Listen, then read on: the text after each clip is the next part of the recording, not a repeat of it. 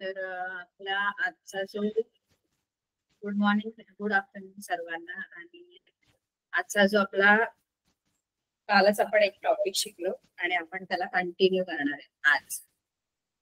So मी screen share करते.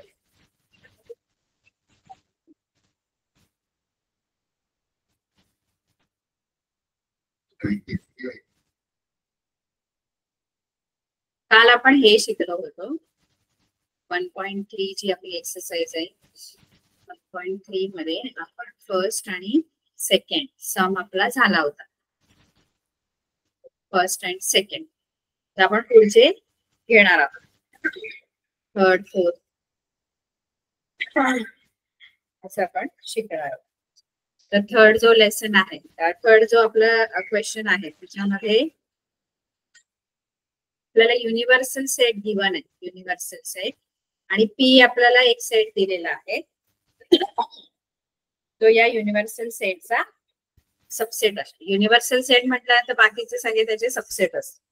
तर आपल्याला show the set U P P dash by Venn diagram. आपल्याला U P आणि पी डॅश वेन डायग्रामने दाखवायचे आणि व्हेरीफाय पी कॉम्प्लिमेंट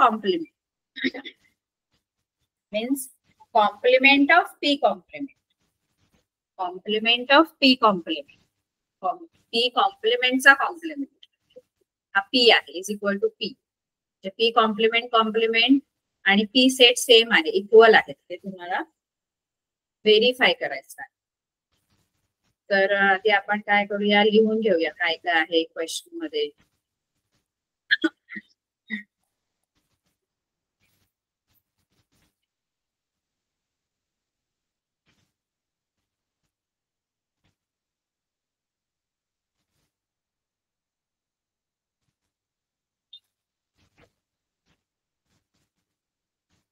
आपला जो टॉपिक आहे तो आहे सबसेट, युनिव्हर्सल सेट आणि कॉम्प्लिमेंट ऑफ सेट.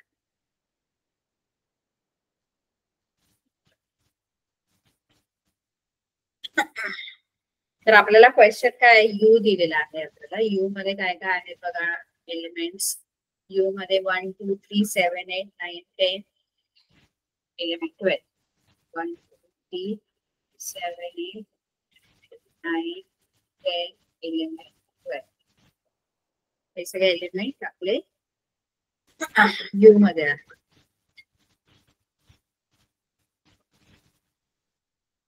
पी मध्ये आपले काय आहे, पी मध्ये 1 3 1 3 7 तर आपल्याला काय सांगितलंय की P U P and P dash. P dash means complement of P. हे आपल्याला वेन डायग्रामने दाखवायचे, शो करा. Show U P and P dash by Venn diagram. Venn डायग्रामने आपण शो करणार आहोत. Universal set P. क्वेश्चन काय आहे आपण बघूया, व्यवस्थित घेऊया.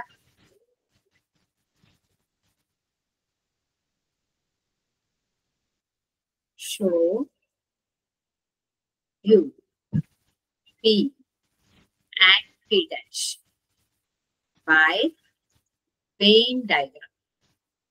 आपल्याला हे तिन्ही सेट वेन डायग्रामने शो करायचे.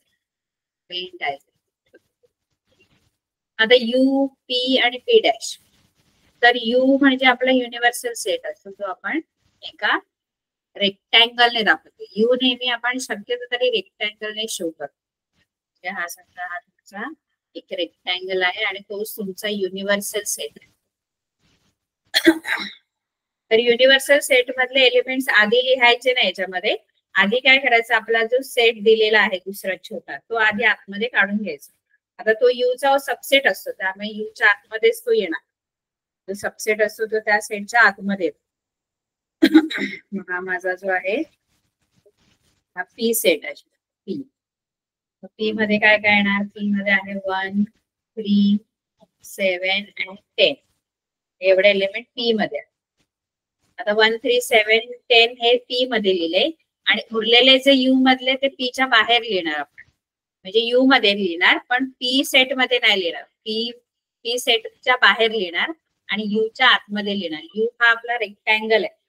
माझा कोणते कोणते एलिमेंट राहतात, तर राहतो टू मी बाहेर लिहिणार पीच्या बाहेर. यू पण पीच्या बाहेर, कारण पी मध्ये ते एलिमेंट येत नाही. त्यानंतर 7 नाही, 7 आतमध्ये पी मध्ये, 8 येणार, 9 येणार, 11 आणि 12. हा आपला वेन डायग्राम. आता या वेन डायग्राम मध्ये यू आपण रेक्टँगलने दाखवलं. यू हा रेक्टँगलने दाखवलेला. त्याच्यामध्ये सगळे एलिमेंट आले बघा, 1 2 3 7 8 9 10 11 12. आता यू म्हणजे हा रेक्टँगल आहे, पी म्हणजे सर्कल आहे, पण मग पी डॅश कुठला, पी कॉम्प्लिमेंट कुठला, तर पी कॉम्प्लिमेंट म्हणजे पीच्या बाहेरचा जो आहे तो पी कॉम्प्लिमेंट आहे. पीच्या बाहेर कोणता आहे, पीच्या बाहेर हा जो पार्ट मी आता यू ने दाखवणार आहे. पी सोडून उरलेला जो यू मधला पार्ट आहे तो पी कॉम्प्लिमेंट आहे. पी कॉम्प्लिमेंट, पीला सोडून बाकीचा जो उरलेला पार्ट यूचा जो असतो तो पी कॉम्प्लिमेंट असतो. पी कॉम्प्लिमेंट मध्ये काय काय येणार बरं, पी कॉम्प्लिमेंट मध्ये येणार 2 8 9 10, सॉरी 10 नाही, 10 पी मध्ये 2 8 9 11 and 12 असे एलिमेंट्स आपले येणार आहेत पी कॉम्प्लिमेंट. तो जो पी कॉम्प्लिमेंट आहे तो पीच्या बाहेरचा आहे, तो पी कॉम्प्लिमेंट. तो तुम्ही असा इथे डिनोट करा की तो पी कॉम्प्लिमेंट. पी कॉम्प्लिमेंट हा पी आहे आणि यू म्हणजे आपला सर्कल आहे. आता पी कॉम्प्लिमेंट आणखी तुम्हाला व्हेरीफाय करायला सांगितले गोष्ट.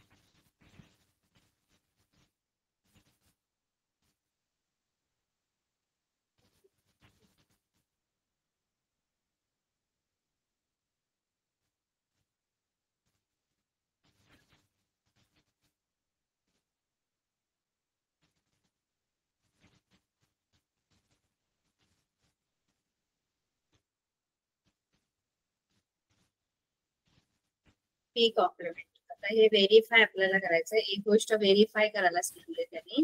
What to verify, verify P complement is equal to P.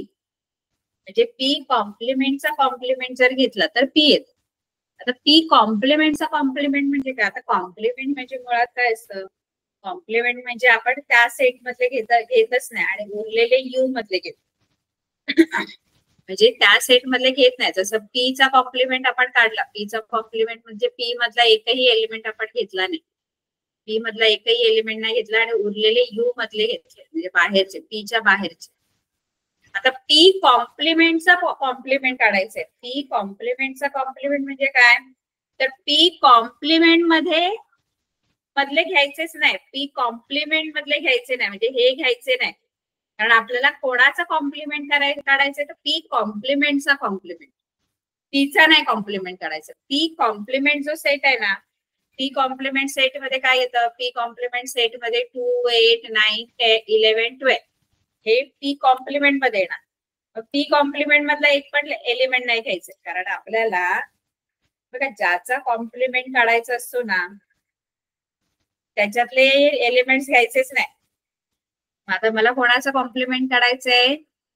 P कॉम्प्लिमेंटचा complement of P complement. P complement जो सेट आहे ना त्याचा कॉम्प्लिमेंट घ्यायचा. त्या सेट मधले घ्यायचेच नाही. मग कोणत्या सेट मधले नाही घ्यायचे? पी कॉम्प्लिमेंट सेट मधले नाही घ्यायचे, कारण त्याचाच पी कॉम्प्लिमेंटचा कॉम्प्लिमेंट मला काढायचंय ना. त्याच्यातले एलिमेंट घेणारच नाही आपण. कोणते घेणार? उरलेले यू मध्ये, म्हणजे पी कॉम्प्लिमेंट मधले हे सगळे काढून टाकणार. 2, 8, 9, 11, 12 घेणार नाही. आणि राहिले कोणते यू मध्ये? मग बघा 2, 8, 9, 2, 11, 12 राहिलं काय? 1, 3, 7 आणि 10. कारण पी कॉम्प्लिमेंटचा कॉम्प्लिमेंट शोधायचं तर पी कॉम्प्लिमेंट मधला एकही एलिमेंट नाही घेणार. मी काय काय घेणार? तर मी घेणार 1, 3, 7, 10. पण 1, 3, 7, 10 मगाशी आपण बघितलं की तो कोणता सेट आहे? 1, 3, 7, 10. आपला पी जो सेट आहे तो पण तर 1, 3, 7, 10 आहे, जो ओरिजिनल आपला पी होता. म्हणजे दोन्ही सेट इक्वल आहेत की नाही? कारण दोन्ही सेट मधले एलिमेंट सेम आहेत. कारण आपण इथे काय काढला? पी कॉम्प्लिमेंटचा कॉम्प्लिमेंट. कोणत्याही सेटचा कॉम्प्लिमेंट काढायचा असेल तर आपण त्या सेट मधले एलिमेंट घेतच नाही, उरलेले यू मध्ये घेतो. इथे कॉम्प्लिमेंटचा कॉम्प्लिमेंट काढायचा ना. आधी कॉम्प्लिमेंटचा सेट जो आहे त्याच्यातला एलिमेंट घ्यायचेच नाही, उरलेले यू मधले घ्यायचे. पण मग ते सेम पी मध्ये पण तेच एलिमेंट येतात. पी डॅश डॅश म्हणजे पी कॉम्प्लिमेंट कॉम्प्लिमेंट आणि पी हे सेट दोन्ही इक्वल आहेत, कारण दोन्ही मधले एलिमेंट सेम आहेत. पी कॉम्प्लिमेंट कॉम्प्लिमेंट मध्ये पण 1, 3, 7, 10 येणार आणि पी मध्ये सुद्धा 1, 3, 7, 10 येणार. म्हणून P complement complement is equal to P. हे कळलं पाहिजे की पी कॉम्प्लिमेंट कॉम्प्लिमेंट 1, 3, 7, 10 का? कारण वेन डायग्राम मध्ये आपला पी कॉम्प्लिमेंट काय आहे? हा जो मी ब्ल्यू ने दाखवलाय ना तो पी कॉम्प्लिमेंट आहे. ब्ल्यू ने जो दाखवलाय मी तो पी कॉम्प्लिमेंट आहे.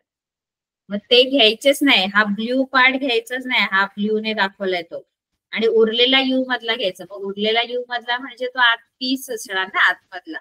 पी जो सर्कल मध्ये आहे तो तेवढाच राहिला, कारण बाकी सगळा पार्ट ब्ल्यू आलाय. पी कॉम्प्लिमेंट आहे, पण पी कॉम्प्लिमेंटचा कॉम्प्लिमेंट घ्यायचंय. म्हणून तो ब्ल्यू पार्ट मधले काहीच नाही घ्यायचं. आणि उरलं काय? मग पी उरला.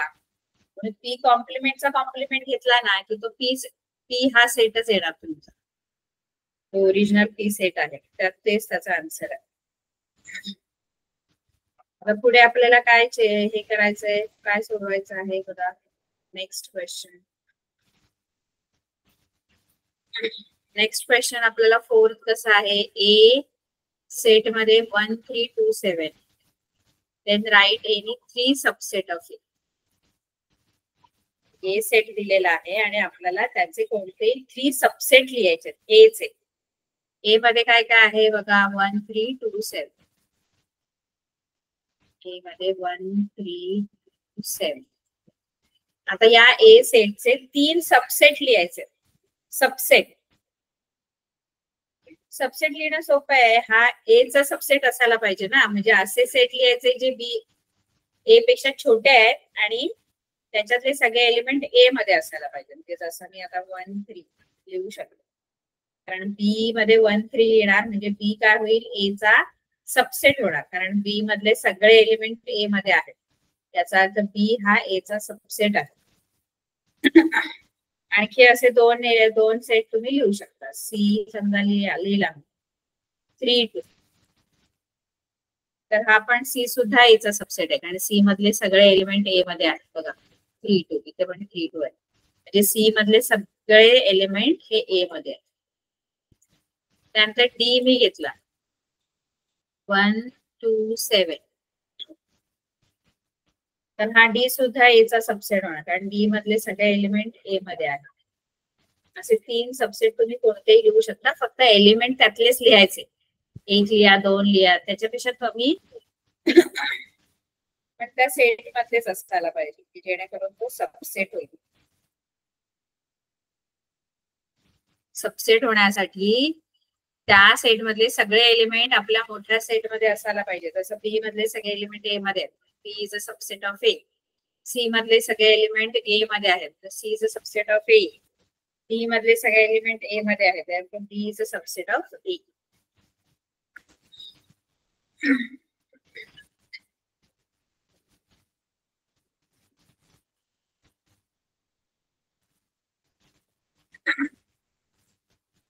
Then fifth question.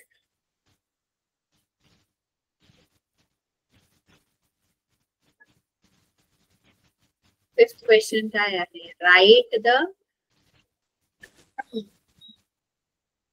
subset relation between the set.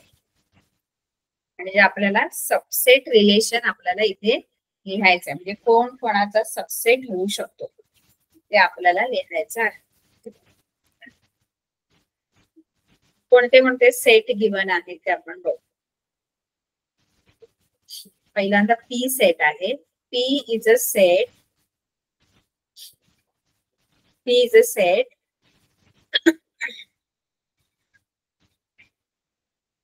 P कसा सेट आहे बघा. P is a set of all residents in Pune. पुण्यामधल्या सगळ्या रेसिडेंट्सचा सेट आहे पी. पी जो आहे तो पुण्यातील सगळ्या रेसिडेंट्सचा सेट आहे. Is a set of all residents in Pune. पुण्यामध्ये राहणाऱ्या सगळ्या जे रहिवासी आहेत, रेसिडेंट्स आहेत म्हणजे रहिवासी, त्यांचा सेट आहे. एम कोणाचा आहे तर M is a set of all residents in Madhya Pradesh. Madhya Pradesh इथे राहणाऱ्या सर्व रेसिडेंट्स म्हणजे रहिवाशांचा सेट एम आहे मध्य प्रदेश मध्ये. आय सेट जो आहे, I is a set of all residents in Indore. I हा all residents in Indore, Indore मधील सगळ्या रेसिडेंट्सचा सेट आहे. Is a set of all residents in India. P जो आहे तो इंडिया मधला रेसिडेंट्स म्हणजे रहिवासी यांचा सेट आहे.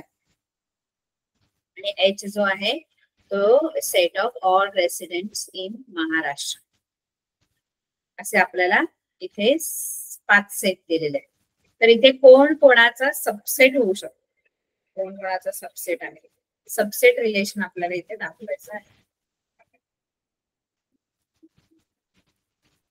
आपल्याला पहिलं दिलंय काय दिलेलं आहे, पी दिलेला आहे. पी आहे set of residents in Pune.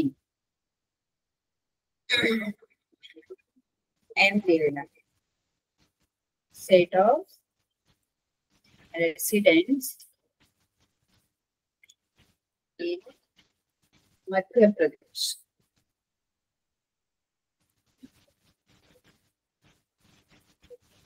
त्यानंतर आय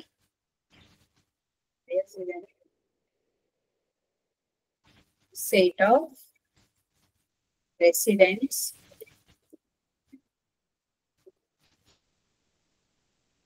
इन इंदोर. त्यानंतर आपल्याला दिलेला आहे B set of residents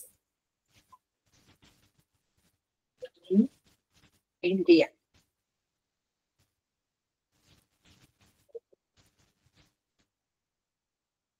and H set of residents in Maharashtra.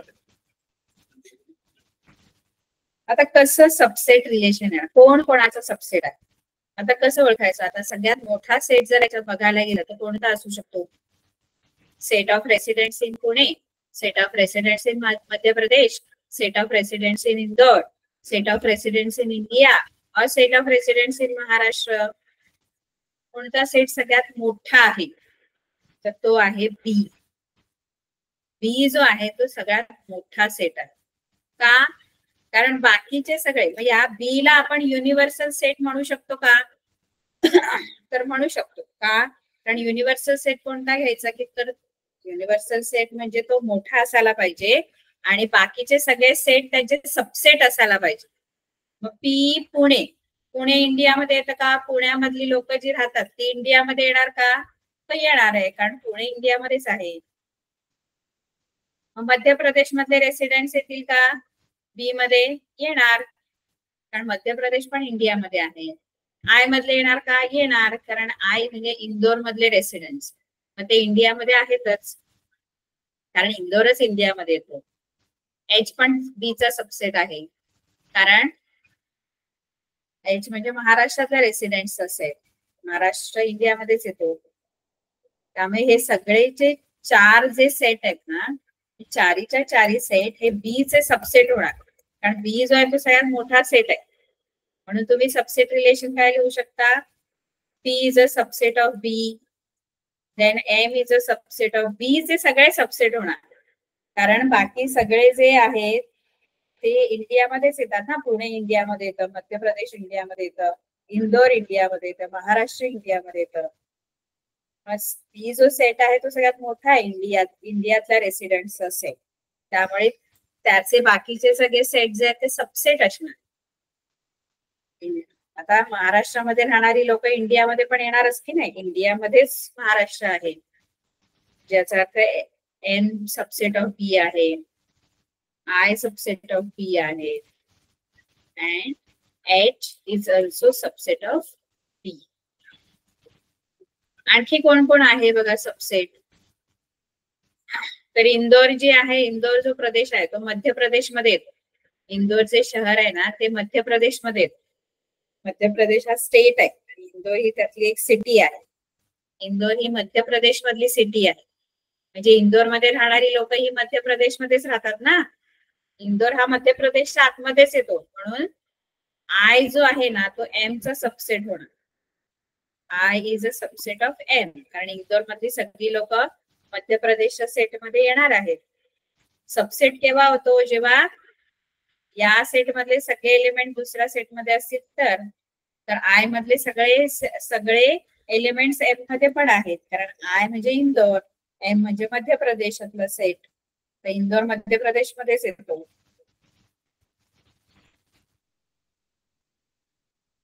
I is a subset of M. त्यानंतर I is a subset of M झाल्यानंतर पुणे पहिला जो सेट आहे, आता पुणे कशात येतं? पुणे महाराष्ट्रात येतो, म्हणजे पहिला जो पी आहे तो बी चा सबसेट होऊ शकतो. बी चा नाही, सॉरी एच चा, कारण महाराष्ट्र एच.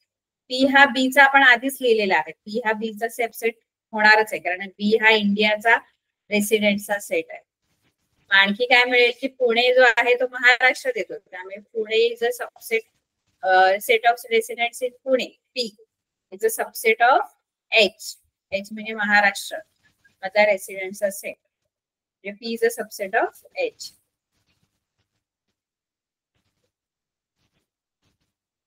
असं सबसेट रिलेशन आपल्याला लिहिता यायला पाहिजे. आपण ते लिहिले कोण कोणाचा सबसेट, असे सगळे सबसेट रिलेशन आहे ना. Is a subset of B, M is a subset of B, कारण बी हा इंडिया मधील सेट आहे. आय पण बी मध्ये येणार, is a subset of B, H is a subset of B. आणि पुढे हे दोन जे आहेत ते त्या स्टेट मधल्या कंट्रीज आहेत, जसं मध्य प्रदेशमध्ये इंदोर येतं, महाराष्ट्रामध्ये पुणे येतं, म्हणून इंदोरचा सेट हा सबसेट आहे मध्य प्रदेशच्या सेटचा, आणि पुणेचा सेट जो आहे तो महाराष्ट्र सेटचा सबसेट आहे. त्यानंतर पुढचा क्वेश्चन काय आहे बघा. Which set can be the universal set for above set? याच्यातला युनिव्हर्सल सेट कुठला घेऊ शकतो आपण या 5 मध्ये? तर ऑब्विसली युनिव्हर्सल सेट सबसेट आहेत असा सगळ्यात मोठा सेट जे बी इंडियाचा, रेसिडेंट्स इन इंडिया, तो सेट सगळ्यात मोठा आहे, आणि बाकीचे सेट त्याचे सबसेट आहेत बोलल्या बरोबर तोच युनिव्हर्सल सेट आहे. त्यामुळे बी काय घ्यायचंय? युनिव्हर्सल सेट बी.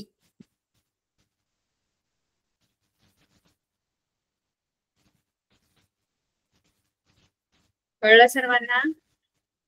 आता आपल्याला पुढचा 6th क्वेश्चन आपण बघू. तर 6th क्वेश्चन मध्ये काय आहे?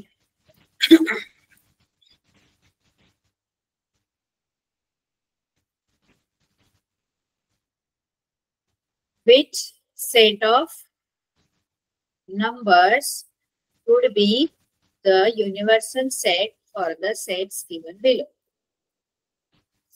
Which set of numbers would be the universal set? म्हणजे नंबर्सचा कोणता सेट आपल्याला दिलेले जे सेट आहे त्यांच्यासाठी युनिव्हर्सल सेट म्हणून आपण घेऊ शकतो. असा नंबरचे कोणता सेट आहे? सेट आपण खूप पाहिले. आपण नॅचरल नंबरचा सेट पाहिला जो 1 पासून स्टार्ट होतो. असे वेगवेगळे सेट पाहिले बघा. खूप सेट पाहिले आपण.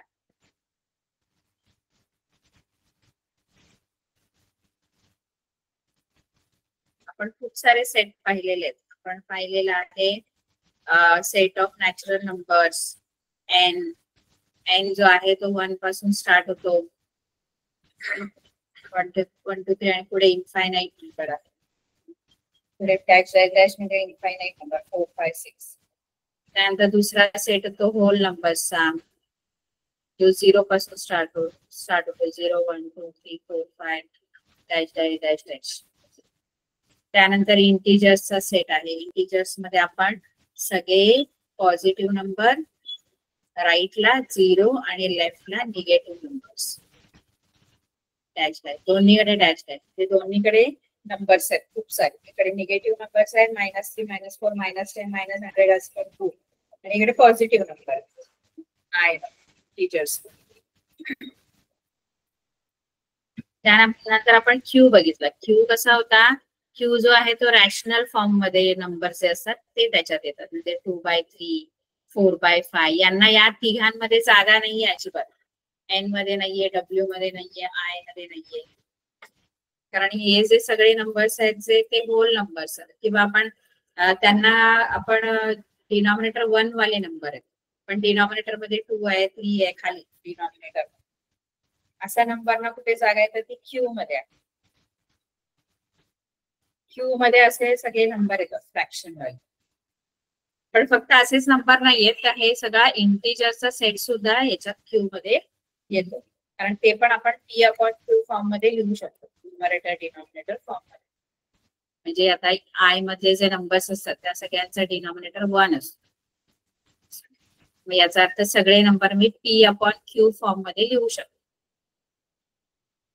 म्हणून क्यू मध्ये असे नंबर तर येतातच असे वाले फ्रॅक्शन वाले, पण त्याच्याबरोबर इंटिजर्स मधले पण सगळे नंबर येतात. इंटिजर्स आय मधले पण सगळे नंबर या क्यू मध्ये येतात.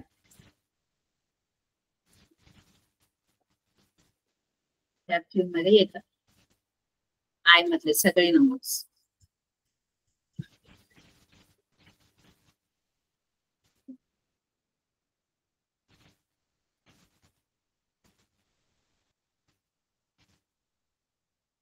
आता आपल्याला काय विचारलंय की तुम्हाला जे सेट दिलेले आहेत त्या सेटसाठी तुम्ही युनिव्हर्सल सेट कोणता घेणार? युनिव्हर्सल सेट कोणता घेणार? आता कोणते कोणते सेट दिलेत बघा. ए सेट जो आहे सेट ऑफ मल्टिपल्स ऑफ 5 म्हणजे 5 चे मल्टिपल. तर 5 चे मल्टिपल जर लिहायचे झाले तर कसे लिहिणार?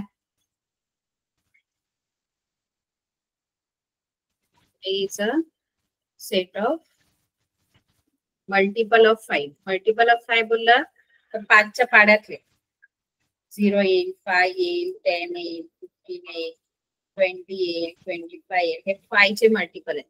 पण 5 चे मल्टिपल तेवढेच नसतात, निगेटिव्ह पण असू शकतात. जसं -5 आहे, -10 आहे, -15 आहे. म्हणजे तेच नंबर फक्त पॉझिटिव्ह आणि निगेटिव्ह 5 च्या पाड्यात. 5 ते 5 5 2 10 5 ते 15 आणि निगेटिव्ह मध्ये पण येणार -5 -10. कारण तुम्हाला असं काही सांगितलं नाही की ते नॅचरल नंबर आहेत किंवा इंटिजर्स आहेत किंवा काय आहे. फक्त सांगितलंय की मल्टिपल ऑफ 5. मग मल्टिपल ऑफ 5 पॉझिटिव्ह पण असतात, निगेटिव्ह पण असतात. त्यानंतर काय दिलंय, बी जो आहे तो सेट ऑफ मल्टिपल्स ऑफ 7. 7चे मल्टिपल, 7चे मल्टिपल पण परत तसेच 0 7च्या टेबल मध्ये 14 21 28 डॅश डॅश डॅश आणि इकडे -7 -14 -21 आणि इकडे डॅश डॅश डॅश. 7चे मल्टिपल नंबर्स आहेत. त्यानंतर आपल्याला विचारले त्यांनी सेट ऑफ मल्टिपल्स ऑफ 12. 12चे मल्टिपल विचारले. 12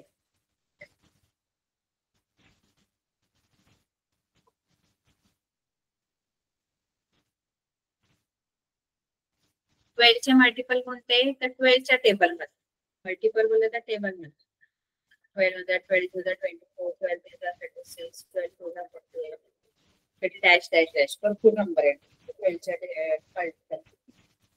12चा पाडा जरी 120 ला संपतो तरी 12चे मल्टिपल पुढे पण चालू असतात आणि या बाजूला निगेटिव्ह नंबर आपण dash dash dash. C set.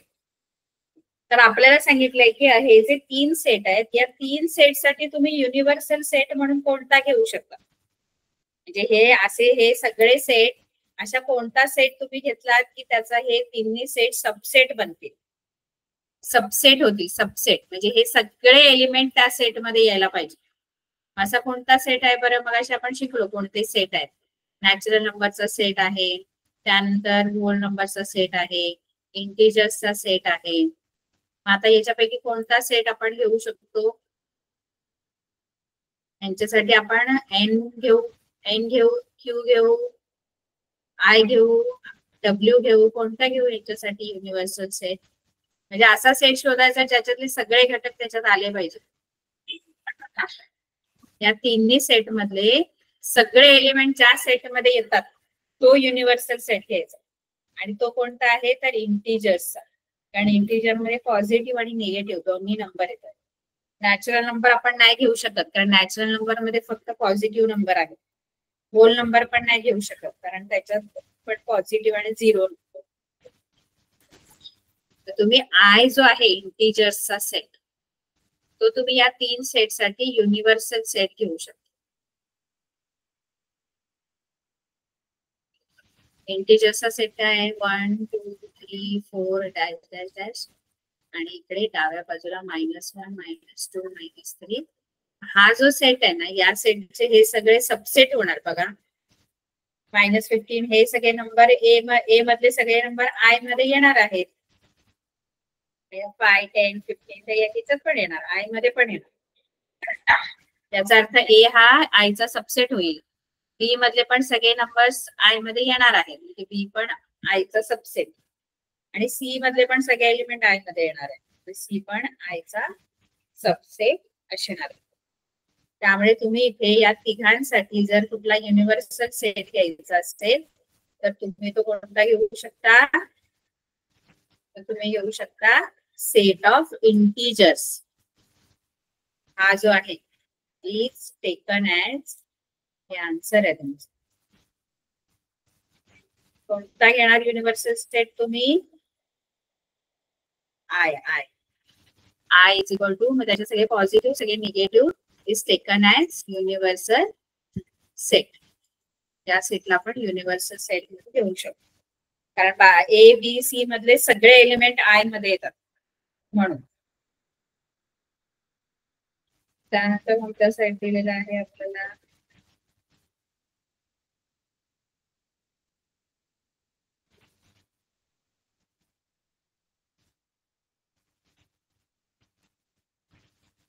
त्यानंतर set of integers which are multiples of 4.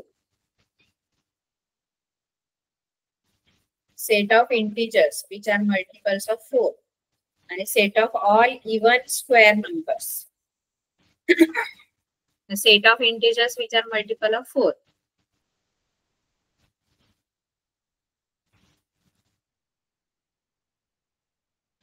Set of A कसा घेतलेला आहे, टी आणि टी घेतले. T set of integers multiple of 4. Multiple of 4 मध्ये काय काय येईल? Set of integers. Multiple of 4 हे 4च्या पाड्यातले इंटिजर्स मध्ये आय मधले 4च्या पाड्यात येणारे नंबर. 0 असणार, 4, 8, 12, 4चा पाडा. मल्टिपल बोलला तर 4चा टेबल बोलायचं. मग अशी 7चे मल्टिपल 7चा टेबल लिहिलेला. पुढे डॅश डॅश डॅश आणि निगेटिव्ह पण येणार कारण इंटिजर्स तुम्हाला क्लिअर इथे दिलेले इंटिजर्स आणि इंटिजर्स मध्ये पॉझिटिव्ह आणि निगेटिव्ह दोन्ही नंबर येतात. -8, -12 आणि डॅश डॅश डॅश.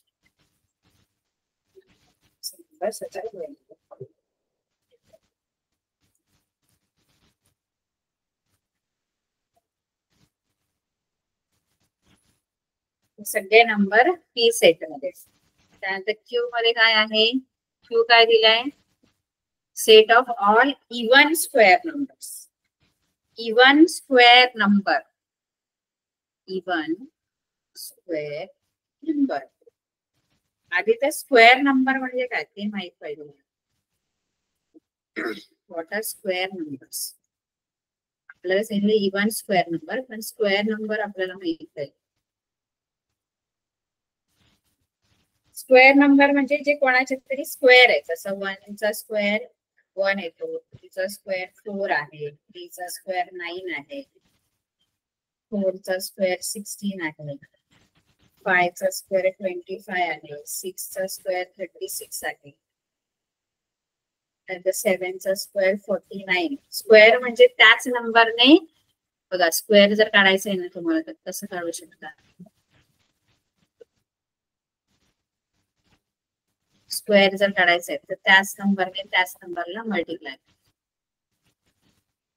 1 ने 1 ला मल्टिप्लाय केलं, 1 आला. 2चा स्क्वेअर बोलला तर 2 ने 2. त्याच नंबरला त्याच नंबरने सेम नंबरने मल्टिप्लाय केलं. 2 स्क्वेअर 4 येतो. 3 स्क्वेअर 3 3 जा 9 येणार. 4 स्क्वेअर म्हणजे 4 × 4. 4 4 जा 16. 5 स्क्वेअर म्हणजे 5 × 5. 25. 5 5 जा. 6 स्क्वेअर जो आहे तो 6 × 6 is 36. 7 स्क्वेअर पाहिजे तर 7 × 7 49. 8 square 8 × 8 64. 9 square 9 × 9 81. 10 square 10 × 10 100.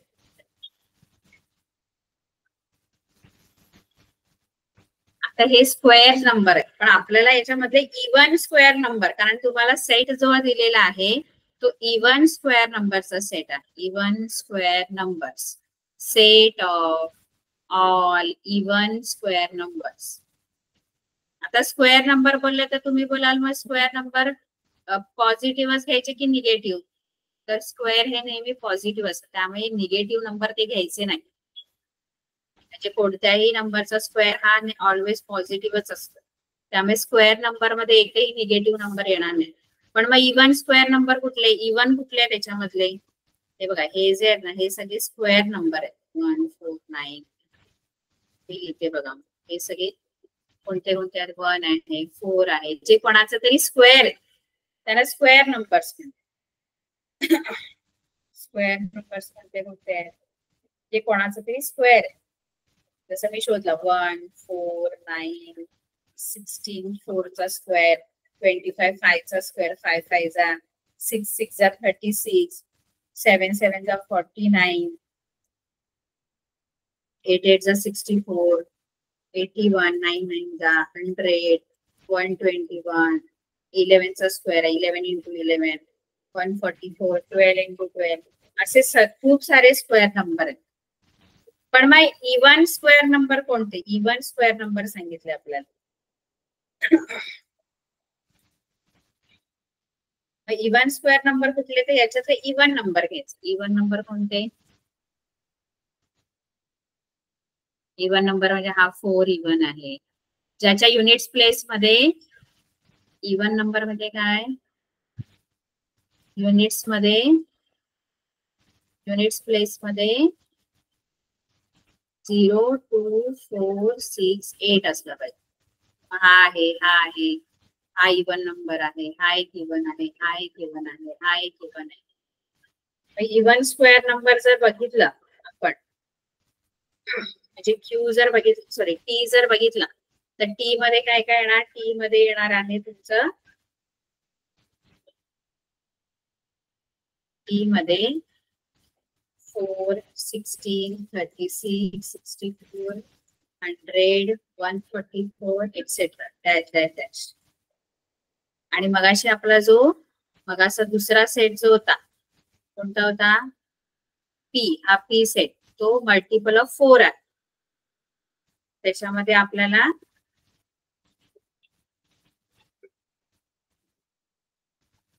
P multiple of 4, multiple of 4 म्हणजे 0, 4, 8, 4 चा टेबल, आणि इकडे -4, -8. मल्टिपल बोलला तर त्याचा टेबल बनवायचा, पॉझिटिव्ह निगेटिव्ह इकडे डॅश डॅश डॅश. आता या दोन सेट साठी तुम्ही कोणता घेणार? हे काय युनिव्हर्सल सेट कोणता घेणार? तर तुम्ही युनिव्हर्सल सेट तुम्ही याच्यासाठी पण आय तुम्ही घेऊ शकता, इंटिजर्सचा सेट आय, कारण आय मध्ये हे दोन्ही सेट येतात.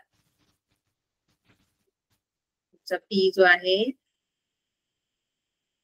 8, 12, 16, 4 से मल्टीपल.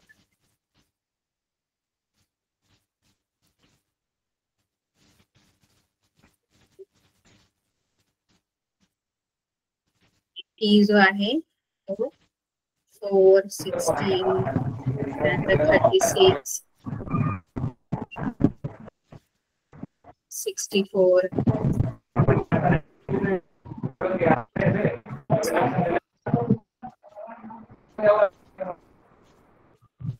या दोन सेट साठी तुम्हाला आय तुम्ही जो आहे ना आय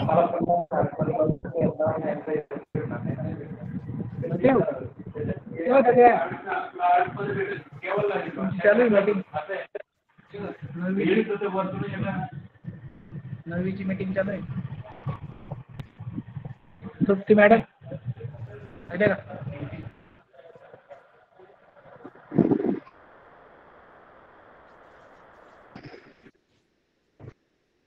ठीक आहे. आपला आपण आय जो आहे तो याच्यासाठी युनिव्हर्सल सेट घेऊया. एवढी सगळी गणितं आपण सोडवायची आहेत.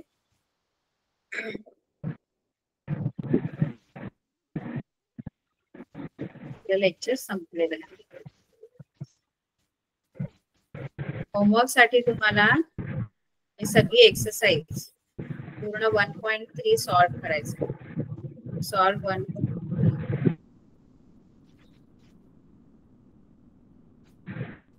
1.3 पूर्ण आपण सॉल्व केलेले आहे. ते पूर्ण आपण लिहून काढायचे वहीमध्ये. ठीक आहे.